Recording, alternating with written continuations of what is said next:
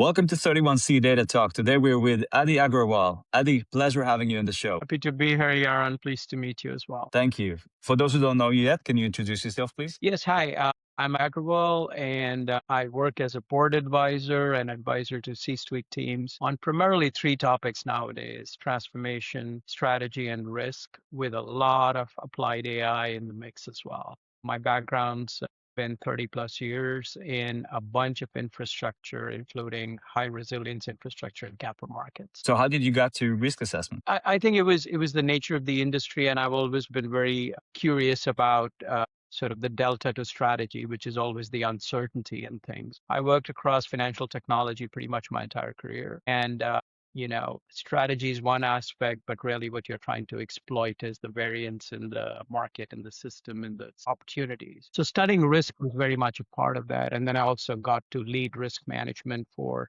a large global organization, and that's how I kind of started melding strategy and risk together as one cohesive function. How do you assess risk in real life, not just in business? Real life, we often forget our best skills because human beings are wired to be temporal, and we have the whole flight and fight response built into our reptilian brains. But when it comes to a more irreversible decision or something that's expensive to reverse, I do tend to take my time, and I have a decision process which is not unfamiliar to people who do decision quality.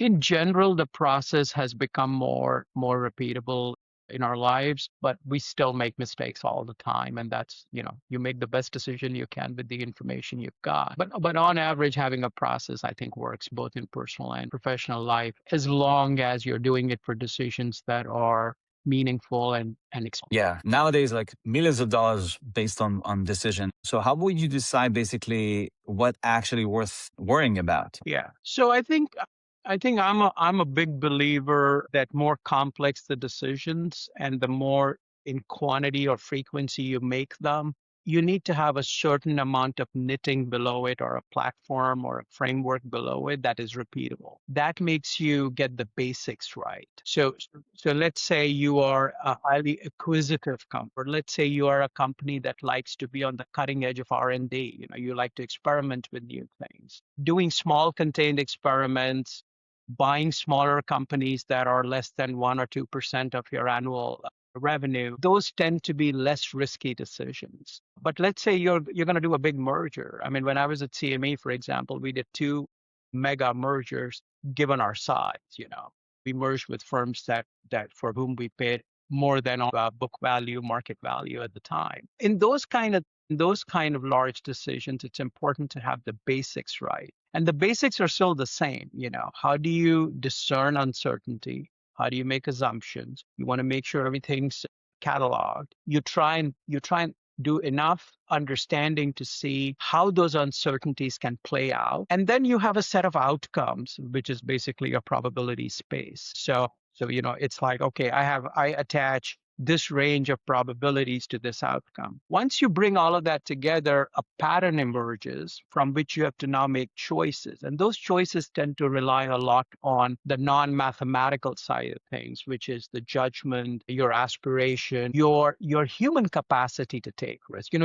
Two firms can have the exact same landscape, but Right. have very different risk profiles. I mean, we see that in the early stages of companies like Amazon and even today in Apple. We think, they make $100 billion in revenue, so they can take any risk they want. But that's not exactly true, because risks have a lot of hair on them. You could lose your brand value. You could do a small acquisition that ends up eating at your technology or culture. You have a lot of blowback from certain things. And then there's positives too. But the basics, I've always invested in building groups that get the basics right, so that when it comes to judgment, you're relying on good information, good discernment, and good research. How do you gather the right information? Like considering the data now is mostly encrypted, how would you handle that?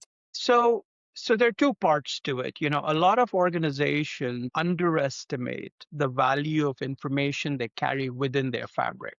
And of course, with modern data technologies and AI and the rest of it, we are starting to more mature practices internally. But still, I see a lot of firms that are way, way behind in terms of just getting a handle on what they've got internally. And internally, we've got information, which is process data, inferred data. But then we've also got things sitting between people's ears. You've got a lot of expertise within the company, senior expertise, you've got the crowdsourcing within the company. And building a capability around that is what I always encourage CEOs and boards to focus on. Not so much, answer one class of questions, but start to build that curiosity, that inquisitive capability. It's that kind of application to what you know within the firm. Then there is this whole interface to the world, the market. And that I think is almost more important in a way once you get this right, because, I'll take the example of,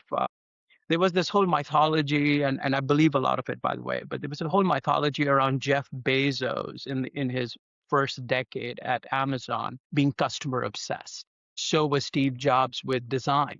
He was customer Yeah. obsessed.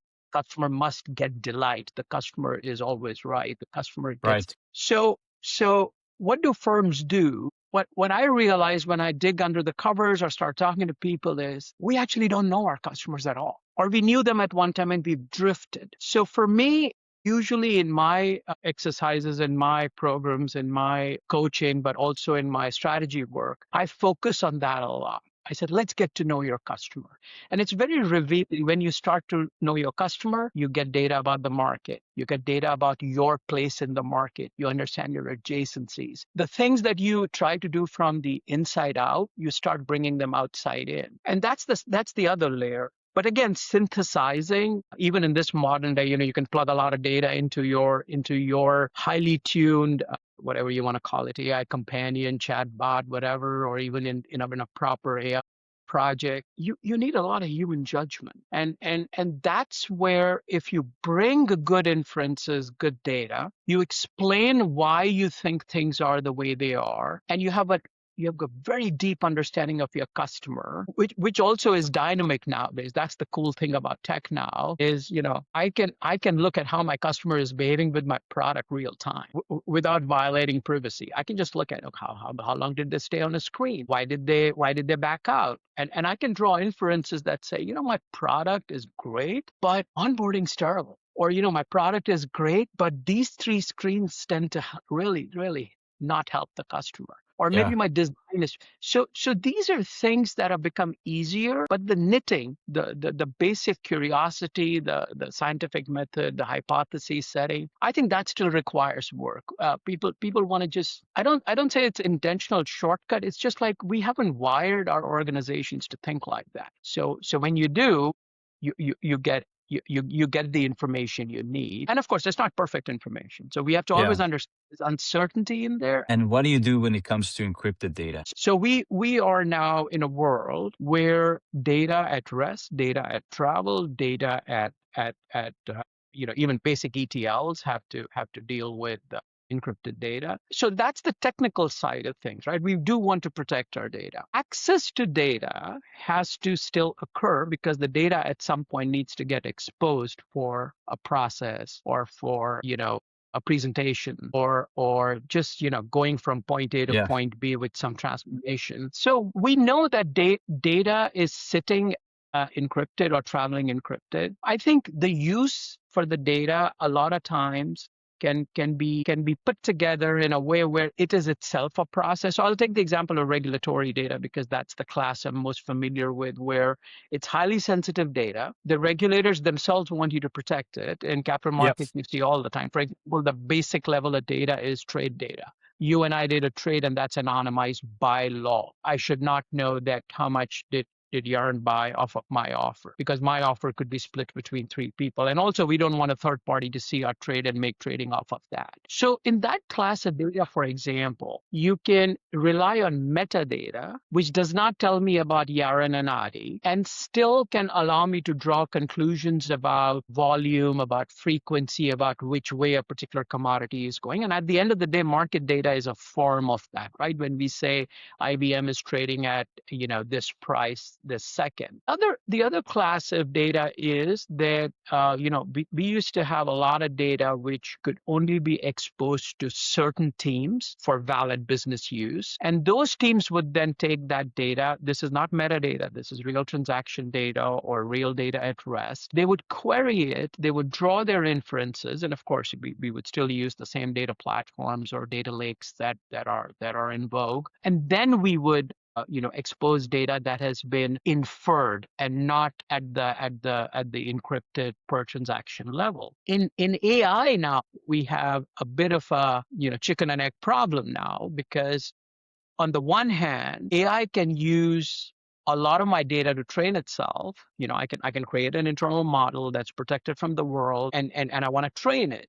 Where we are getting into some regulatory issues, for example, just as one class of issues or concerns is my training against raw data, which ought not to be exposed to essentially a machine that will Good then point. be exposed. And I don't have a lot of control right now Yeah. unless I built the model out from the ground up. And then the other issue is the people or the class of people who are going to be holding me accountable, whether it's my self-regulatory mechanism at the board, whether it's my regulator outside of my four walls, whether it's a customer audit. How do I show them that exercise when they themselves lack the understanding and the clarity as to I'm not going to be able to Yeah. explain exactly how my model works. I Yeah. may Yeah. not Of want course. to reveal my trade secret.